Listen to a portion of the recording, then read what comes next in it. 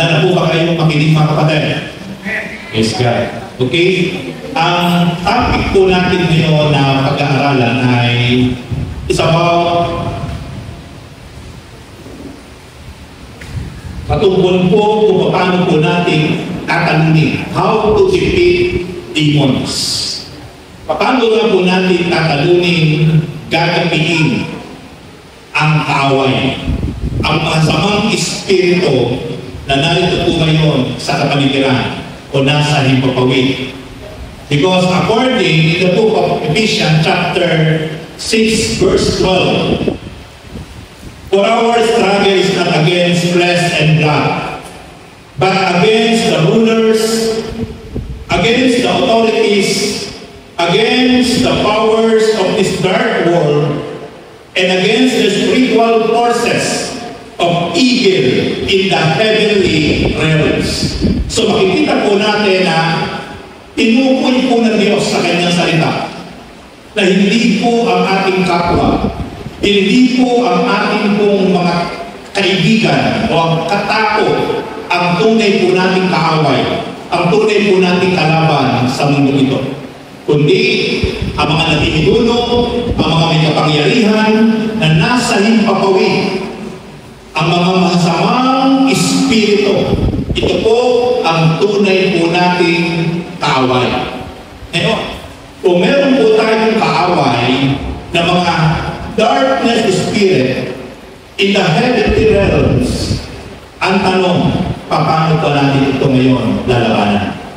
And how to defeat demons. Napakahalaga po, alam po natin kung paano po tayo lalaban, kung paano po tayo makikipagdigma sa mga may kapangyarihan na nasa himpapawid, sapagkat napakahirap po ng bawat isang manampalataya ay madaig at mapailalim sa kapangyarihan ng kadiliman. Yun po ang pinakamabigat na senaryo sa buhay ng isang tao kapag siya po ay napailalim sa kapangyarihan ng kaaway. Kaya po, sa oras po ito ay yan po yung ating pong aalamin sa oras na ito at patuloy po. Ito po yung ating pong tatalakayin. How to defeat demons. Okay. May isang kwento. Meron pong isang lalaki na kanya pong naranasan ang kanyang pong bahay ay nararamdaman niya na nandun po ang masamang espiritu. Kaya po, ang ginawa po ng lalaking ito ay nilagyan niya po ng asin, ng bawang, ang lahat ng sulok ng kanyang bahay. Ito po yung kanyang ritual na ginawa na minana po niya sa mga matanda na kailangan daw po kapag merong masamang espiritu na ikaw ay nararamdaman, ang panlaban dito ay mga bawang at asin. Pero wala pong nangyari sa kanyang ritual na ginawa. Pero isang araw, meron pong isang lingkod ng Diyos na pumasyal sa kanyang bahay. At kanya pong naikwento yung kanyang personal experience na kanya pong nararanasan. At ang ginawa po ng lingkod ng Diyos, ito po ay ipinag-pray yung kanyang bahay sa kapangyarihan ng pangalan ng ating Panginoon Kristo, at mula noon, yung mga bad spirit ang nararamdaman doon sa loob ng kanyang tahanan ay hindi na po niya naramdaman. Ano po ang lesson dito? The power to defeat demons does not come from rituals, but from the authority in the name of Jesus Christ.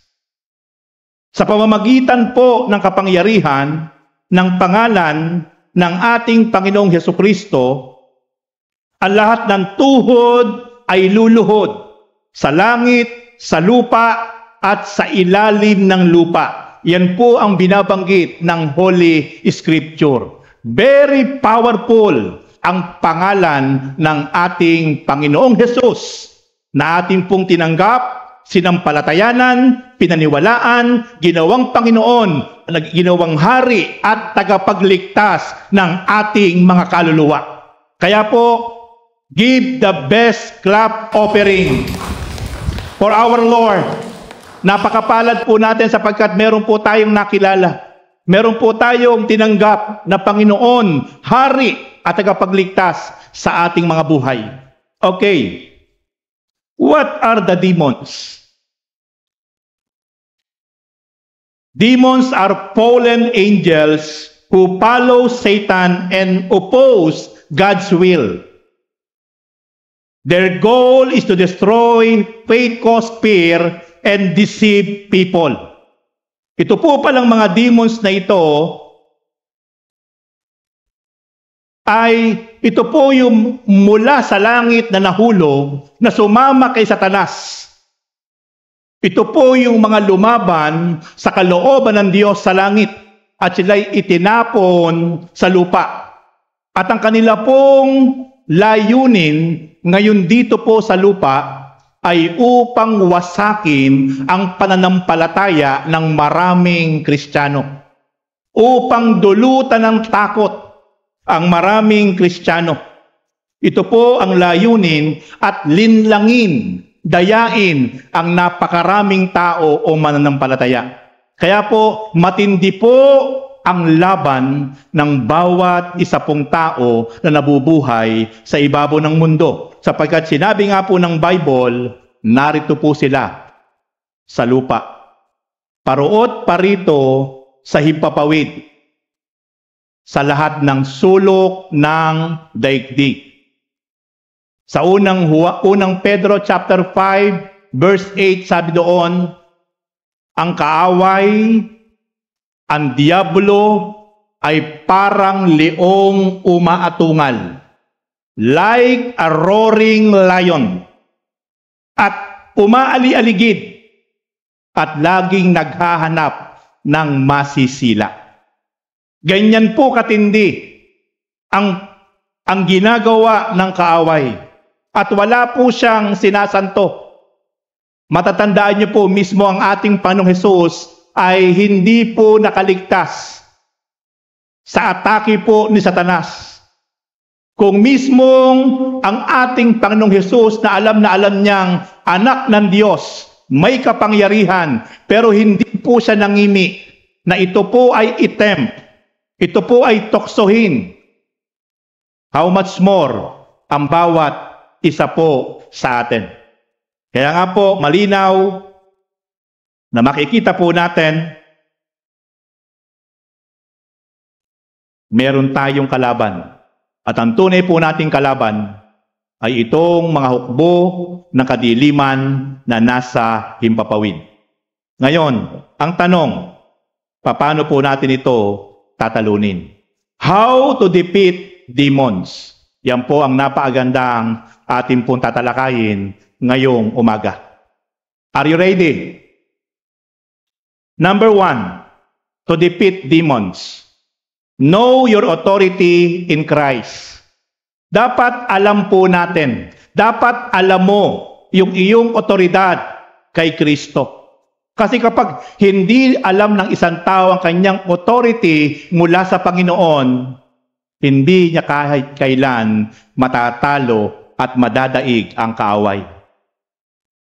Napakahalaga po na alam po natin ang ating mga authority at ang ating mga karapatan na ipinagkatiwala sa atin ng Panginoon. Kaya malabo pong manalo sa paikibaka, sa paikipaglaban, sa mga espiritu ng kadiliman, kampon ng diablo, na hindi nakikita, pero paruot parito sa heavenly realms. Bakit? Kasi po, ang mga taong ito ay walang tunay na pagkaunawa at relasyon at pananampalataya kay Kristo, how much more magagamit niya ang otoridad na ipinagkatiwala ng Panginoon.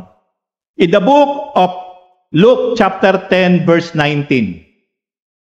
Luke chapter 10 verse 19, Jesus said, "Behold, I have given you authority to tread on serpents and scorpions, and over all the power of the enemy.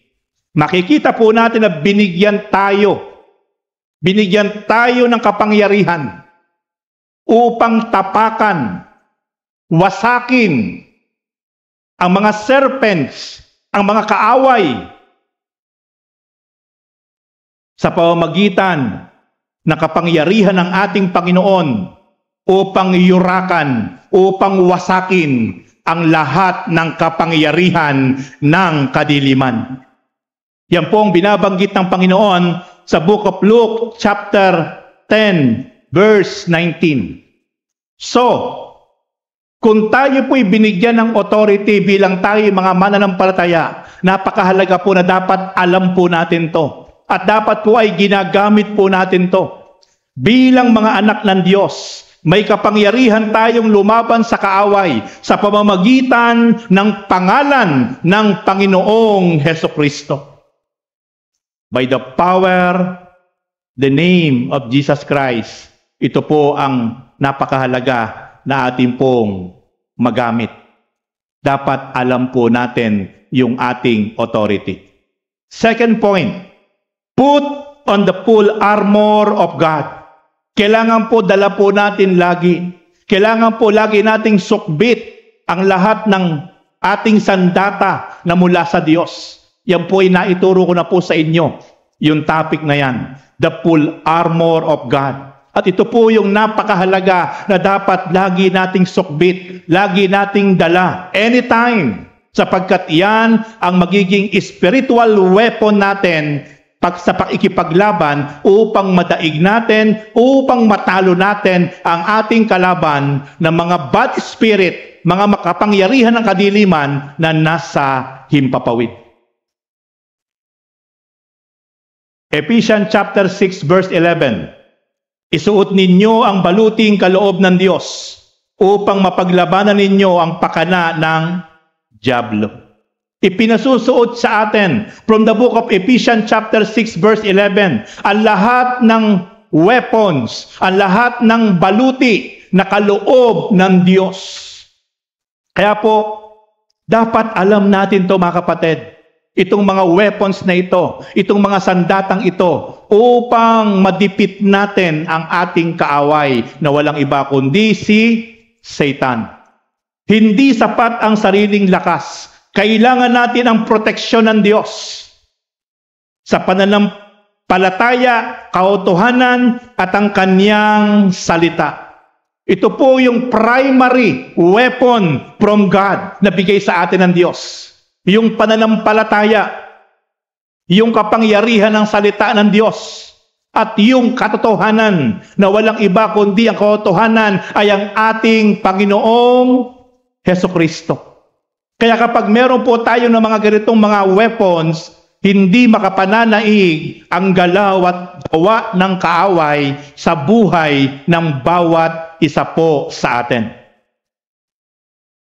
Third point, kung paano po nating matatalo, madadaig ang galaw ng kaaway sa ating mga buhay. Use the Word of God as your weapon. Napakahalaga po na magamit po natin ang salita ng Diyos sa ating mga buhay. Ito po ang isa sa pinaka-powerful weapon na ipinagkaloob sa atin ng Diyos, yung salita ng Diyos. Napakahalaga po ng salita po ng Diyos ay lagi po nating kinasasabikan, lagi po nating kinauuhawan, lagi po nating pinagbubulay-bulay, lagi po nating pinagninilayan, lagi po tayong handoon yung ating kauhawan, kasabikan, lagi po tayong may time and effort para pagbulay-bulayin, para mag-devotion, sapagkat sa pamamagitan ng mga salita ng Diyos na ating po pinagbubulay-bulay, ito ay titimo sa ating mga puso't isipan, at kapag dumating po ang aktual na laban, sa panahon ng kaaway ay nasa ating harapan, nasa ating paligid, meron tayong spiritual weapon, walang iba kundi ang salita ng Diyos.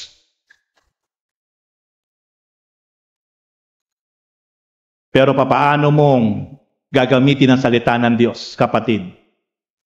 Kung magpahanggang ngayon na hindi mo nahahawakan ang Bible na nasa loob ng iyong tahanan dahil abala ka sa napakaraming bagay na ginagawa mo sa buhay mo.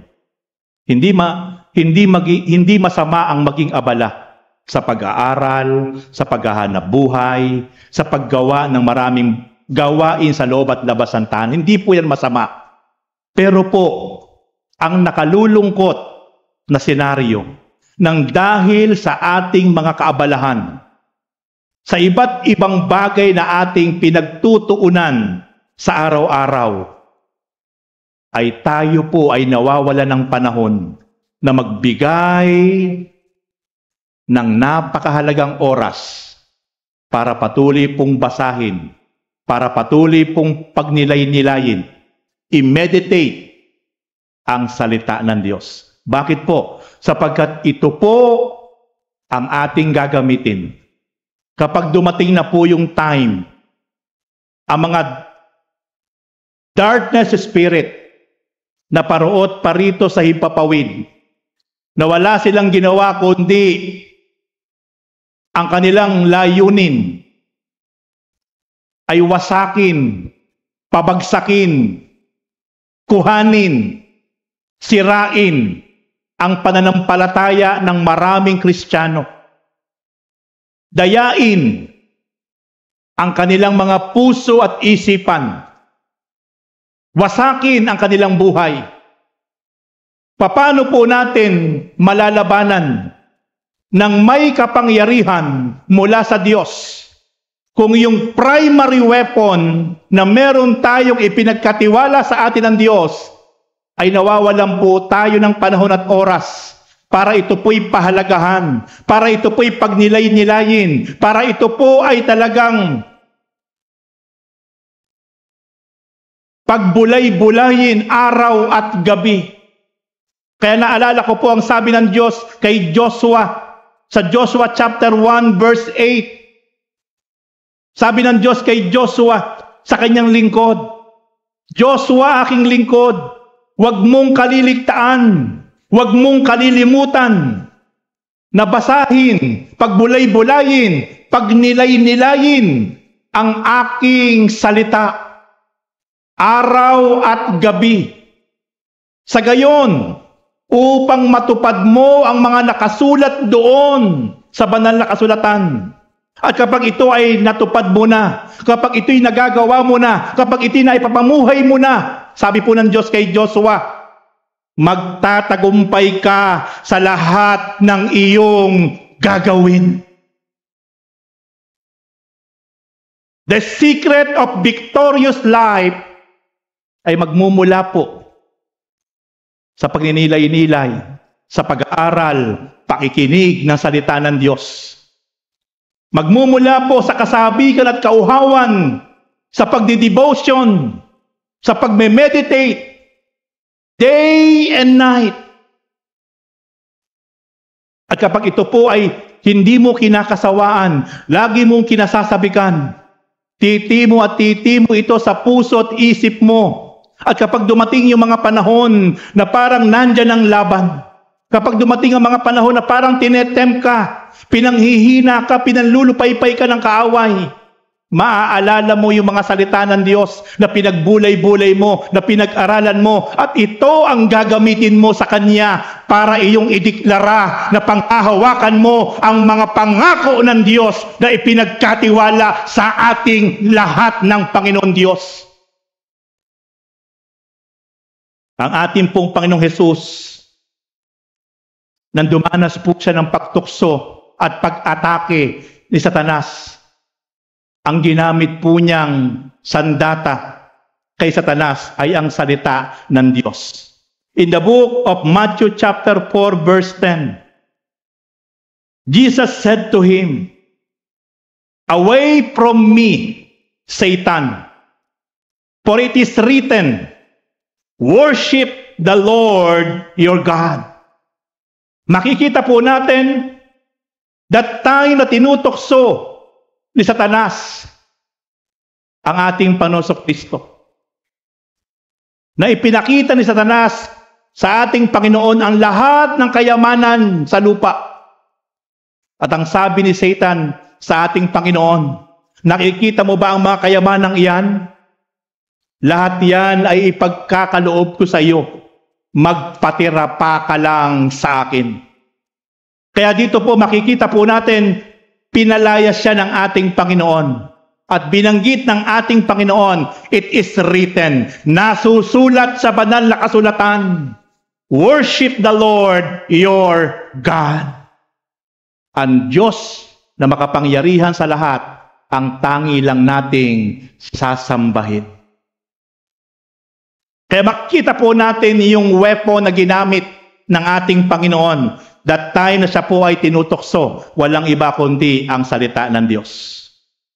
Kapag nanlulupaypay ka, nanghihina ka, hindi mo na alam ang iyong gagawin.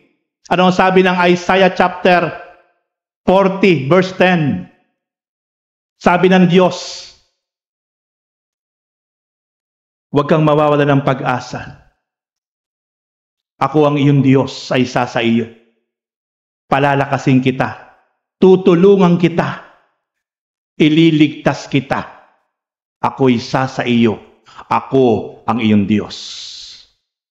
Kaya kapag alam mo yung mga salita ng Diyos sa pangako ng Panginoon, paano ka manlulupaypay, paano ka manghihina kapag ikaw ay dumadaan sa mga pagkakataon ng iyong buhay na meron kang mga trials, meron kang mga pagsubok, meron kang mga challenges, na meron kang mga tanong na walang makasagot.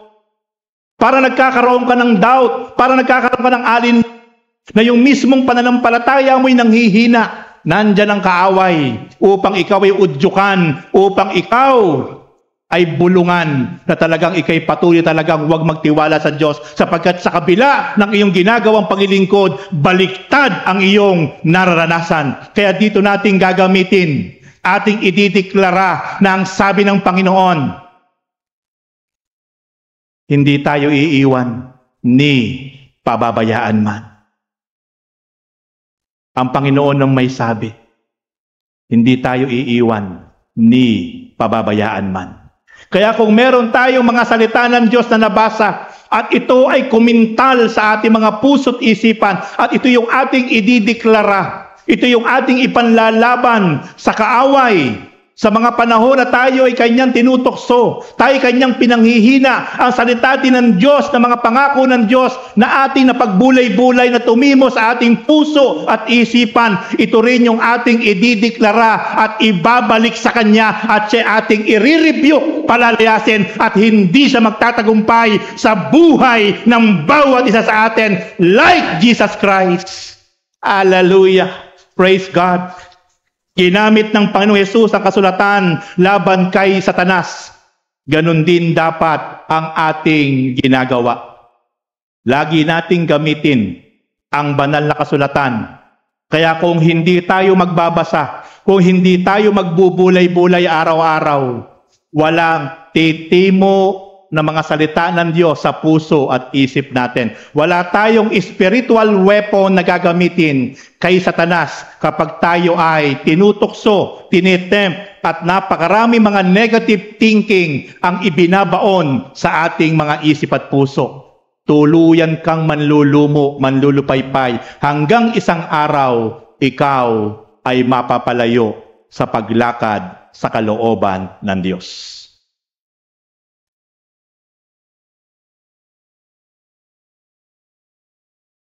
And then, ika-4, pray and fast when necessary.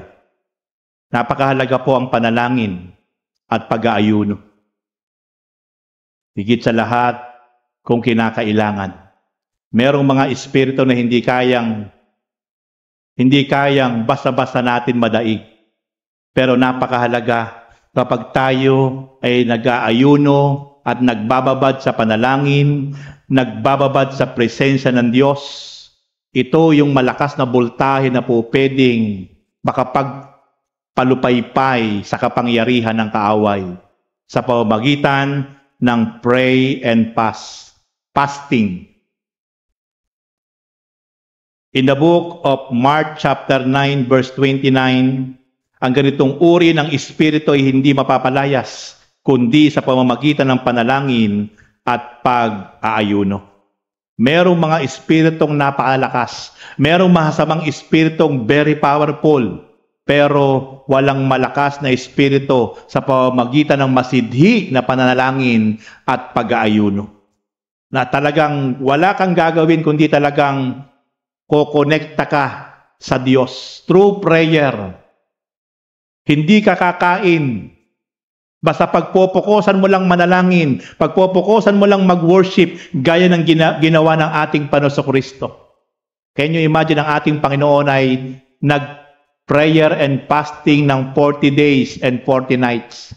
40 araw at 40 gabi na hindi kumain ng kahit anong uri ng pagkain at hindi rin uminom. Yun po yung tinatawag na totally fasting. Hindi uminom, hindi kumain. 40 araw at 40 gabi. And then after that, nasa po yung mag-fasting ng 40 days and 40 nights. Doon sa Matthew chapter 4, doon po siya tinukso ng dyablo. Ganun po katindi si Satanas. Kahit alam na alam niya ang ating Panginoon ay anak ng Diyos, bugtong na anak ng Diyos, puspos na kapangyarihan, sapagkat nag-fasting, nag-pray ng 40 days and 40 nights, hindi siya nangimi na tuksohin ang ating Panginoon. How much more ikaw at ako na hindi niya tatantanan para ikaw ay tuksohin, para ikaw ay wasakin ang iyong pananampalataya, para ikaw ay ilayo sa Diyos. Kung mismo ang Panginoon ay hindi siya natakot, ikaw at ako pa kaya ang katatakutan niya. Pero sa pamamagitan ng pagbababad, sa panalangin at pag-aayuno, walang makapangyarihang kadiliman, kampon ni Satanas ang magtatagumpay sa ating lahat. Sa pamamagitan ng prayer and fasting. May mga labang espiritual at nangangailangan ng masidhing panalangin at paglapit sa Diyos. The warrior without a sword. Imagine a soldier going to war without a weapon. He may have armor, but he can fight back. In spiritual warfare, the Bible is our sword. Without God's word, we are defenseless. Parang isang sundalo na lalaban sa digmaan pero walang dalang sandata. Paano kang mananalo kung ikaw ay isang sundalo na walang dalang sandata? The same thing with us. Tayo po ay merong tinatawag na spiritual warfare. Paano tayong mananalo sa kapangyarihan ng kadiliman kung wala tayong dalang sandata, walang iba kundi ang salita ng Diyos? Igugulapay tayo ng kaaway. Kaya isang attempt pa lang niya, yung isip at damdamin mo kayang-kayang pihitin ng kaaway. Kayang-kaya kanyang bigyan ng doubt. Kayang-kaya niyang pihitin ang iyong pananalig sa Diyos. Kayang-kaya kanyang panlupaypayin. Kung wala kang gagamitin, ibabalik at idideklara na pangahawakan mong pangako ng Diyos laban sa Kanya. Para kang isang sundalo na pumunta sa digmaan na wala kang dalang sandata. Bakit napakatapang ng bansang Israel kahit napakaliit lang ang bansa ng Diyos? Na kapag sila po sa panahong ito ay kinanti, doble ang ibabalik nila. Napakaliit na bansa, pero sobrang napakatapang. Bakit po? Kasi alam nila, handa sila sa anumang uri ng digmaan. Meron silang mga nakaprepare na mga sophisticated weapons. Meron silang mga nakaprepare na mga missiles, mga aircraft, mga magagaling at mahuhusay na mga piloto na kayang umatake sa anumang oras. Meron silang mahuhusay at matatalino na mga agent na Mossad. Always prepare sila sa lahat ng laban. At sa anumang uri ng sandata. Kaya napakatapang nila. Huwag mo silang kakantiin. May paglalagyan ka, bansang Israel. Pero bakit tayong bansang Pilipinas nakalulungkot? Tayo binubuli ng bansang China. Karagatan natin, kinukuha. Mga mangingisda sa Bataan, pinagbabawalan, binobomba ng tubig. Pero bakit hindi makagalaw ang gobyerno natin? Alam niyo kung bakit? Kasi alam ng ating gobyerno, wala tayong sapat na sandata laban sa China. Yun po ang realidad. Hindi tayo po pwedeng umakma. Sapagkat kapag umakma tayo, kapag lumaban tayo, para tayong sumuntok sa isang napakatalim na tabak na tayo rin na masusugatan. Kaya magpahanggang ngayon, ilang taon na po tayong binubuli ng China. Pero hindi po makagalaw ang bansang Pilipinas. Sapagkat alam ng ating gobyerno, wala tayong sapat na panlaban na sandatang itatapat sa mga sandata ng mga Inchik o China. The same thing with our spiritual warfare. Patuloy tayong bubulihin ng kaaway ni Satanas kapag tayo ay walang ipantatapat panlaban sa kanya. Kaya mga kapatid, I hope back to the original.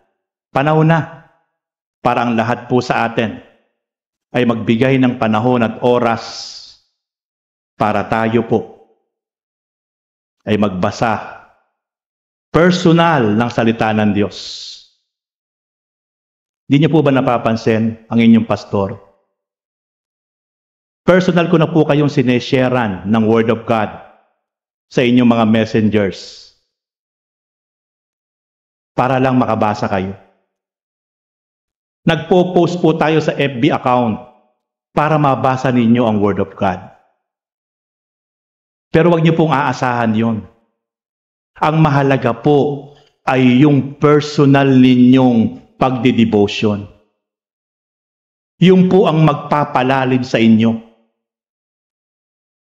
Yung po kasing isinesend ko sa inyo, personal ko pong devotion yon na nagrema sa puso at isip ko.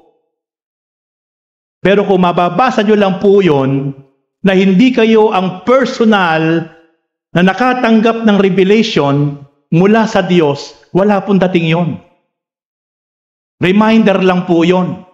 Iba po yung ikaw ang nagbasa ng isang verse sa Bible, kahit isang verse lang, ninamnam mo yon. Pinagbulay-bulay mo yon. Hinimay mo yon. Piniga mo yon. Sa iyong pagbiga, sa iyong pagnamnam ng isang verse sa Bible, nakita mo yung pangako, yung kabutihan ng Diyos doon sa salita niya. Kaya panghahawakan mo yun. Kaya yung po yung napakalaking advantage ng tayo ang personal na nagbibigay ng panahon, oras, sa pagbabasa, sa pagbubulay-bulay, sa pagninilay-nilay ng kaniyang salita. Sapagkat ito ang ating pwedeng gamitin kapag ang kaaway, ang kampo ng kadiliman ay umaatake sa ating isip, sa ating damdamin. Pinanlulupaypay ka, pinanghihina ka, tinetempt ka, tinutukso ka. Inuudyukan ka na gumawa ng mga bagay na makapagpapaligaya sa iyong laman. Hindi makapagpapaligaya sa ating espiritu. Yan po lagi ang gawa ng kaaway. Uudyukan ka, tutuksuhin ka, na mag-isip ng mga bagay na makapagpapaligaya at magbibigay ng aliw sa iyong katawan, pero hindi sa espiritu. At kapag yung mga bagay na yan ay nahumaling ka na at naging addiction na, yan na po ang simula na ikaw ay nasa ilalim na ng kapangyarihan ni Satanas. Kontrolado ka na niya sapagkat hinayaan mo na ikaw ay pagharian ng kapangyarihan ni Satanas at ng kanyang mga kampon. Sapagkat wala kang sandatang espiritual na ginawa at pinanlaban sa kanya.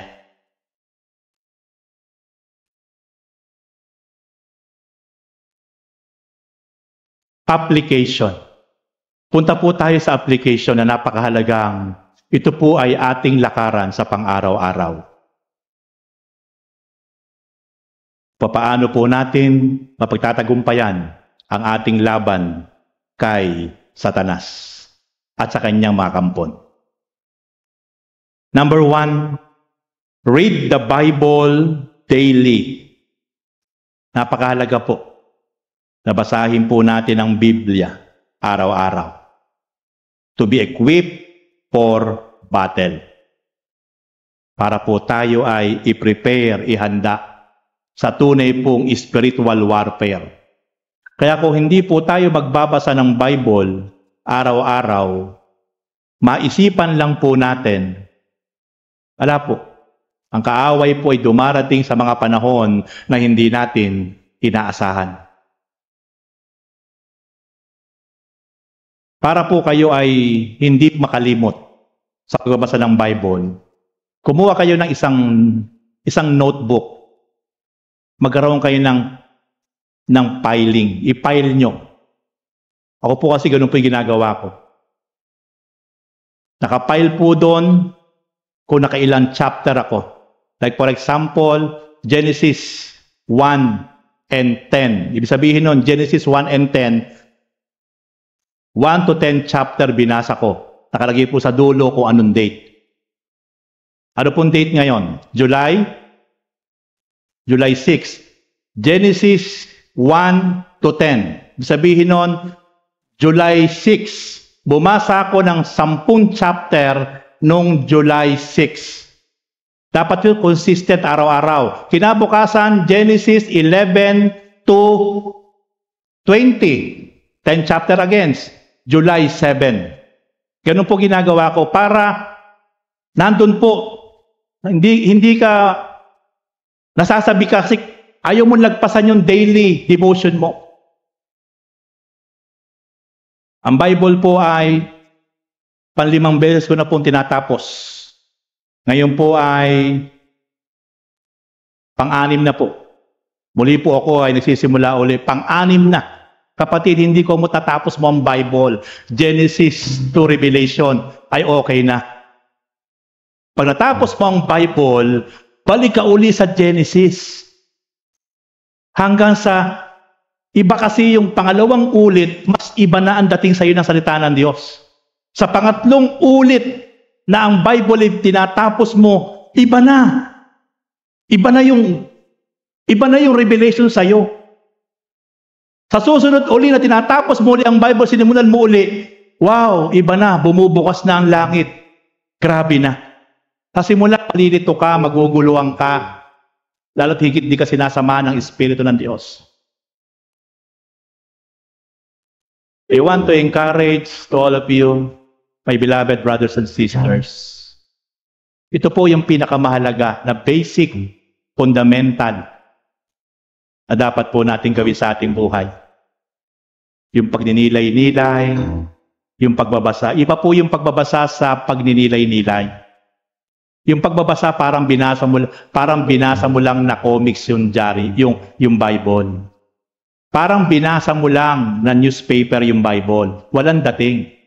Pero yung binasa mo at pinagnilay-nilayan mo, ito yung inilalagay mo yung sarili mo doon sa binabasa mo, nilalaliman mo, inuunawa mo, yung po yung tinatawag na meditation. Yung po yung mas malalim. At yun po yung gusto ko na maranasan nyo, mga kapatid.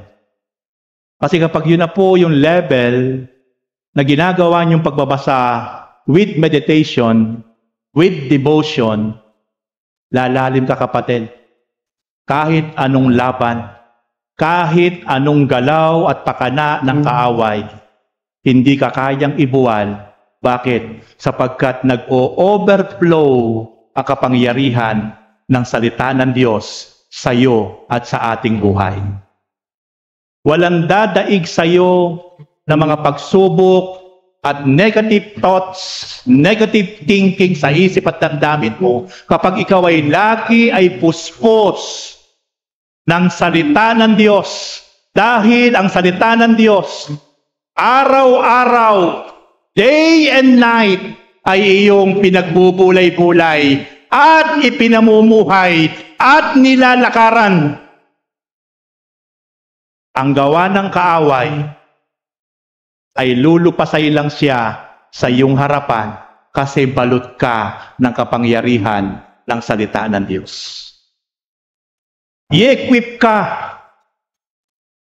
ihahanda ka, patitibayin ka, palalakasin ka, patatatagin ka ng kapangyarihan ng salita ng Diyos na iyong pinagbubulay-bulay araw at gabi. Kaya hindi ka manlulupaypay, hindi ka manghihina. Binabalot at sinasaklot ng takot ang mga tao sa kapaligiran. Nanlalamig at nanlulupaypay ang maraming mananampalataya sa kapaligiran. Pero dahil ikaw ay nananatili, nasasabik, nauuhaw at seryosong nagbubulay-bulay, nagbabasa ng salita ng Diyos, ikaw ay maglalagablab, ikaw ay mag-aaboy, ikaw ay mananatili na maglilingkod ng tapat sa Diyos na makapangyarihan sa lahat, kahit ano ang nagaganap at nangyayari sa kapaligiran at sa iyong buhay. This is the power of meditation of the Word of God. Church, ito po yung napakahalaga na mai-apply po natin sa ating mga buhay. Read the Bible daily.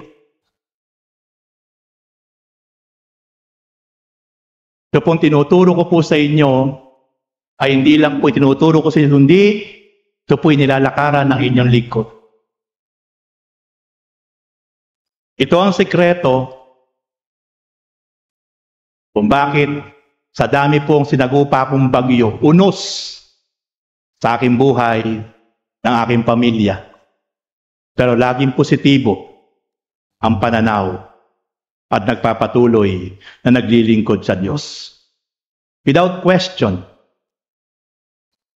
sa kabila na may mga panahon na negatibo ang sitwasyon, nangyayari. Pero laging positibo ang puso't isip ng inyong lingkod na handang magpuri, magpasalamat, maglingkod ng tapat with my whole family. Dahil sa kapangyarihan ng salita ng Diyos. Kapag hindi na po tayo nagbasa, kapag hindi na po tayo nag-meditate, kapag hindi na po tayo nakapakinig na salita ng Diyos, ito po ang pinaka-worst scenario sa buhay ng isang tao. Dito ka magsisimula na magkakaroon ka ng pag-aalinlangan, magkakaroon ka ng kabigatan, kalungkutan. Dito magsisimula na ikaw ay manlulupaypay, manghihina. Dito magsisimula na ikaw ay kakainin ng sistema ng mundo. Dito magsisimula na ikaw ay maiimpluwensyahan ng mga taong walang tunay na relasyon sa Diyos. At ikaw ay magsisimula na mamuhay na malayo sa Diyos sa ilalim ng kasalanan sa kapangyarihan ng kaaway dahil wala ka nang ibinigay na pagpapahalaga at pagmamahal sa pagbabasa, pagninilay-nilay, pakikinig ng salita ng Diyos. Wala nang spiritual feeding. Wala nang spiritual power, wala nang spiritual weapon. Kaya ang kaaway kapag nandyan, sa isang handa pa lang, sa isang dampi pa lang, dadapa ka. Gugulapa ka. Bakit? Kasi wala ka ng spiritual weapon. Walang iba kundi ang salita ng Diyos. Next application na dapat nating gawin sa ating buhay. Pray with authority in Jesus' name. Demons flee at His name. Ang kaaway na si Satanas at ang kanyang mga kampon ay kayang-kaya natin palayasin, itaboy, sa pamamagitan ng masidhi at mataimtim na panalangin sa kapangyarihan ng pangalan ng Panginoong Hesus.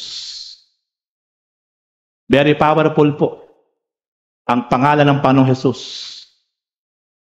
Kapag tayo tunay na puspos ng kapangyarihan ng Espiritu at nilalakaran natin ang kalooban ng Panginoon, sa isang salita lang natin, through prayer, through declaration, na ating itinataboy, winawasak ang gawa ng kaaway, nanginginig siya, at daglian siyang lalayas sa ating mga buhay, sa ating mga harapan.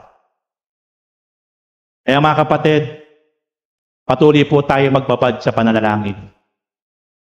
Gaano mang kaabala, gaano ka mang kabisi, dapat laging merong kang Virgin hour para bigyan mo ng isang mahalagang oras ang Diyos. Para patuloy mo siyang kausapin. Pagpatuloy tayo makipag-communicate through prayer.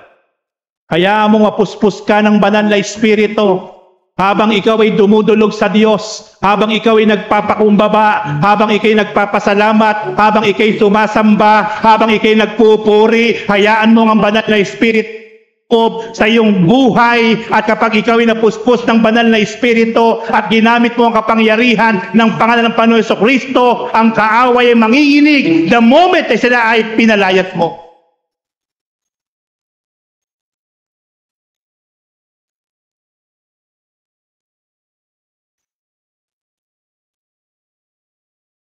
Kung bakit po merong mga unan dito po sa baba ng stage, ang purpose po niyan ay para luhuran ng bawat isa po sa atin.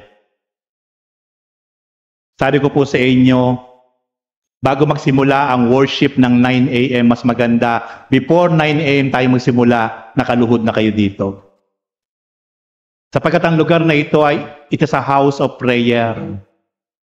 Dito, pwede kayo manalangin sa inyong bahay, saan man lugar, pero ang lugar na ito ay tinalaga para it is a house of worship and house of prayer. Napakahalaga po na bago tayo magsimulang sumamba, sa ganap na 9:00 ng umaga, nakaluhod ka sa lugar na ito, napasalamatan mo siya, napapurihan mo siya, naparangalan mo siya, sapagkat yan ang gusto ng Panginoon. At sa iyong tahanan, kahit gaano ka kabisi, bigyan mo ng special time ang Panginoon. Every morning, bago ka gumawa ng mga gawain mo, bago ka pumasok sa eskwelahan, sa trabaho mo, bago mo gawin ang mga bagay na gusto mong gawin, dapat binibigyan mo ng special time ang Panginoon para siya'y kausapin, pasalamatan, papurihan. At hingi ng patnubay, gabay sa maghapon mong gagawin. At dapat niya kahit anong ginagawa mo, kahit nasa trabaho ka, kahit nag-aaral ka, o anong ginagawa mo sa bahay, loob at labas, dapat pa rin lagi mo siyang kinakausap kahit sa isip at damdamin mo. Kahit nagmamaneho tayo ng sasakyan, nakapokus ang ating mata, ang ating isip sa pagmamaneho, pero yung puso't espiritu natin pwedeng kumonekta sa Diyos through worship and prayer. Wala tayong pwedeng idahilan, mga kapatid. Ito ang gusto ng Diyos. Always connected through our prayer. Sapagkat ito ang makapagbibigay sa atin ng tagumpay sa lahat ng ating gagawin at laban sa gawa ng kaaway. Kailangan po nating manalangin sa otoridad ng pangalan ng ating Panginoong Jesus. Third point na dapat po nating i-apply sa ating mga buhay. Avoid simple lifestyle. Dapat atin na pong isang tabi, iwaksi, ihinto ang lahat na makasalanang pamumuhay.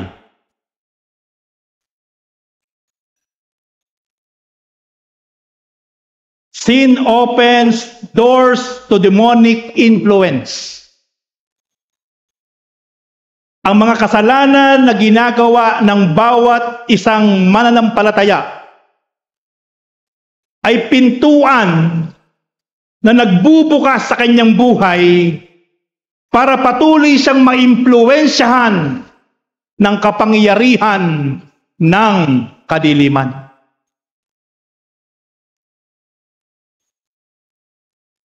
Kaya every time na tayo po ay binabalikan natin yung alam natin na mga ginagawa natin dati, pero binabalikan pa rin natin. Natetempt tayo, natutokso tayo. Nahintuan na po natin, natalikuran na po natin. Na matagal na panahon. Pero isang araw, nag-iisa ka. Ipinaisip sa iyo ng kaaway. Parang natatakam ka. Parang yung udyok ng laman ay hinahanap mo yung dati mong ginagawa na yon. Dahil nandyan ang kaaway. At pinagbigyan mo yung nasa ng laman.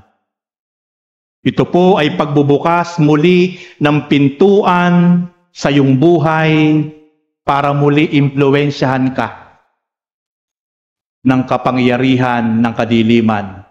At hanggang isang araw, maging kontrolado ka muli ng kanyang kapangyarihan. Hindi ka na makawala. Ito yung sinasabi ni Pablo sa Romans chapter 7, kung di ako nagkakamali. Sabi ni Pablo, bakit hindi ko maintindihan yung aking sarili? Yung ayaw na ayaw kong gawin, bakit yun na nagagawa ko? At yung alam kong mabuti at kalugod-lugod sa Diyos na gustong-gusto kong gawin, pero bakit hindi ko magawa-gawa? Sabi ni Pablo, alam ko na. May kapangyarihan na lumulukob sa aking pagkatao. Nakokontrol niya ako. Siya ang kumukontrol sa akin. Lumalaban ako. Gusto kong gawin yung mga bagay na mabuti at nakalulugod sa Diyos. Pero bakit hindi ko magawa? Pero yung ayaw na ayaw kong gawin na alam kong masama at hindi kalugod-lugod sa Diyos, pero bakit ito yung nagagawa ko? Hindi ako ito, sabi ni Pablo. Hindi ako ito. Alam ko na, kontrolado ako ng kapangyarihan ng kadiliman. But thank God, nakakilala si Pablo. Na-restore siya. Natagpuan niya ang Panginoong Hesus na nagpalaya sa kanya. At nung lumaya siya, hindi na niya binalikan yung mga bagay na ginagawa niya dati. Kapatid, hindi tayo magtatagumpay sa kaaway. Every time na nandyan siya, na konting bulong pa lang niya, konting pagpaparamdam pa lang niya sa ating flesh, emotion, isipan, ay bumibigay ka na. Na nakalaya ka na, tinalikuran mo na yung mga bagay na ginagawa mo dati. Tinalikuran mo na yung mga bagay na hindi kalugod-lugod sa Diyos, pero bakit muli nababalikan mo? Avoid sinful lifestyle. Because sin opens the doors to demonic influence. Kailangan po natin iwaksina. Kailangan po natin isuko na sa Diyos lahat ng mga bagay na yan. Maging totoo po tayo sa Panginoon sa oras na ito. Why? Bago ko po natin talakayin ang mga topic about end times, muli, about Christ coming, gusto ko po maging handa tayo muna lahat. Amen. Gusto ko po maging managumpay tayong lahat sa lahat ng gawa ng kaaway. Sapagkat malapit na malapit na ang oras ng ating Panginoon. Walang nakakaalam, pero yung mga signs, nandiyan na po lahat. And last point na dapat po i-apply natin sa ating mga sarili, be part of a church community. Dapat parte po tayo at bahagi ng komunidad ng simbahan. Ito po yun. Kung tayo po ay lalayo, iiwas, magiging alone, hindi po makatutulong ito sa atin. Dapat bahagi po tayo ng pamilya ng mananampalataya at nakikisama na gumagawa at naglilingkod para sa kalooban ng Diyos. Sapagkat part po yan ng isang matatag at matibay na sandata laban sa kaaway. Spiritual covering helps. Magkakaroon po tayo ng bakod na espiritual kapag tayo po'y bahagi ng isang pamilya, isang simbahan na sumasamba, naglilingkod, nananampalataya sa ating Panginoon Diyos. Napakahalaga po na tayo ay aktibo, tayo ay nag-aapoy, na nakikisama at sama-sama na naglalagablab, na sumusunod at naglilingkod sa Panginoon bilang isang bahagi ng pamilya na mananampalataya, isang simbahan. Ito po yun, mga kapatid. Para patuloy po tayong maging matagumpay sa ating po laban, sa ating po pakikipaglaban sa kaaway. Conclusion. Victory is in Jesus. Church, we do not need to be afraid of demons. We just need to be close to Jesus. In Him we have victory. Di mo kailangan matakot sa kaaway. Kapatid, ang kailangan mo, maging malapit sa ating Panginoon. Sa ating Panginoon, kapag tayo naging malapit at seryoso, sa Kanya nagmumula ang tagumpay. Unang Juan, Kapitulo 4, talatang 4, mas makapangyarihan ng Espiritu na nasa inyo kaysa Espiritu nasa sanlibutan. Tayo po'y may Espiritu mula sa Panginoon. Mas powerful po yun kaysa po sa Espiritu nasa sanlibutan. Kaya napakapalad po natin sapagkat meron tayong Panginoon na magbibigay sa atin ng tagumpay. Ang tagumpay ay hindi nakasalalay sa lakas natin, kundi sa presensya ng ating Panginoong Jesucristo. Zechariah chapter 4 verse 6, not by might nor by power, but by the Spirit of the Lord. We are more than conqueror pagkasama natin ang Panginoon. Hallelujah. Kapatid, nais mo bang magtagumpay sa lahat ng iyong laban sa kaaway? Nais mo bang magtagumpay, kapatid?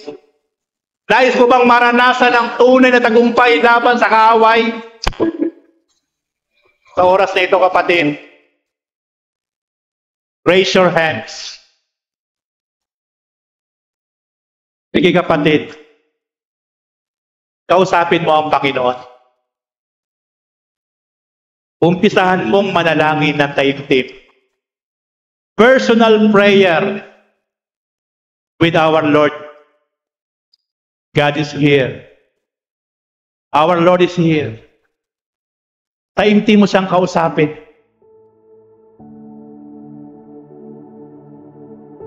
At patuloy, kapatid, sa oras na ito. Isuko mo ang anumang bagay na nagiging pintuan at impluensya ng kaaway sa iyong buhay. Ano mang bagay na hindi mo patatagumpayan? Ano mang bagay na ginagawa mo pa magpahanggang ngayon kung meron pa?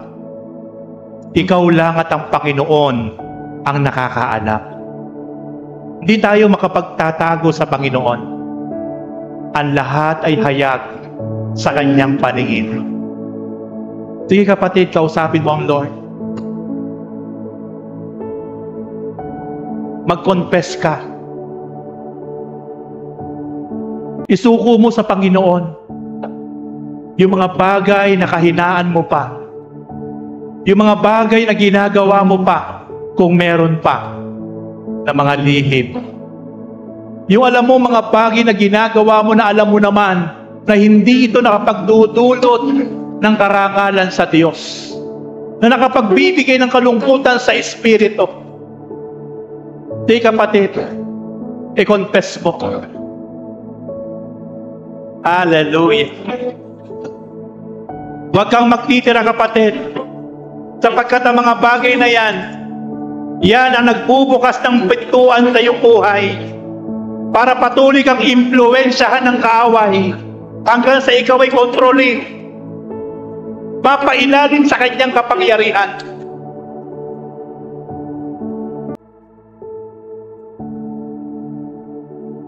You need to let go all sins in our lives.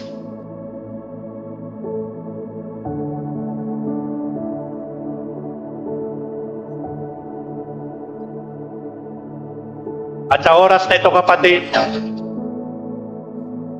patuloy mo siyang pasalamatan, patuloy mo siyang papurihan, patuloy mo siyang parangalan, patuloy mo siyang kilanmin. Binigyan ka niya ng authority para magtagumpay, para labanan ng kaaway, para sirain ang lahat ng kapangyarihan ng kaaway, para tapakan lang ang lahat ng mga espiritu na hindi mula sa Kanya.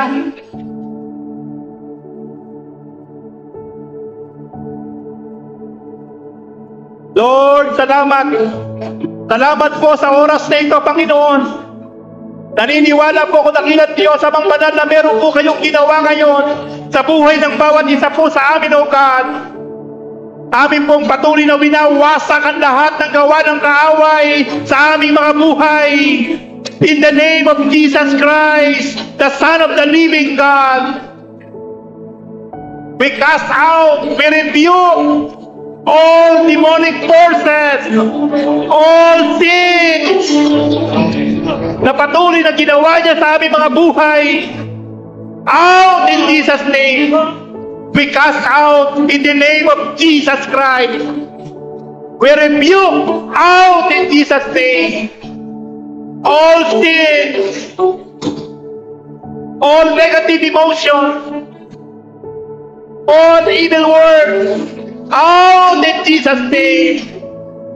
Glory, hallelujah. Salamat Lord, salamat.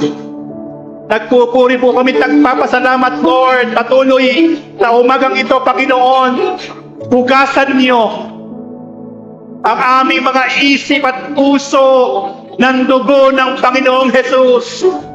Puspusin niyo kami ng Espiritu, ng kapangyarihan ng inyong Espiritu, Panginoon, sa oras na ito, O God. Pagkalooban niyo po kami, Lord, ng bagong puso, malinis na puso, pusong mapagpatawad, pusong mapagmahal, pusong mapagbigay. Hallelujah. Praise God. Praise Jesus. Salamat Lord, salamat. Pinupuri po namin kayo, O God. Pinasasalamatan po namin kayo ng ilan Diyos sa mga banal. Salamat Lord, salamat. Lord, patuloy po, O God,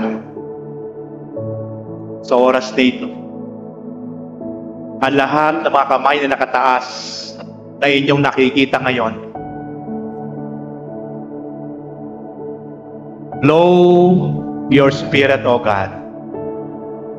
Blow your mighty presence, O God. Touch in every one of us, Lord. Lord, puspusin niyo po ang bawat isa. Kayo ang patuloy po, Lord, na gumalaw at kumilos sa buhay ng bawat isa, Panginoon. Hayaan niyo po, Lord, na patuloy na maranasan ng bawat isa ang kasabikan, ang kauhawan, na lagi pong magbasa at mag-meditate ng inyong salita. At ito po, Lord, ay malakaran at maipabuhay. Hayaan niyo po, Lord, ang bawat isa ay sabik na magbalik ng papuri, pagsambat, paglilingkod sa inyo. Hayaan niyo po ang bawat isa, Lord, ay maranasan, Panginoon God, Lord, ang kauhawan, ang kasabikan na lagi kayong parangalan, papurihan, luwalhatiin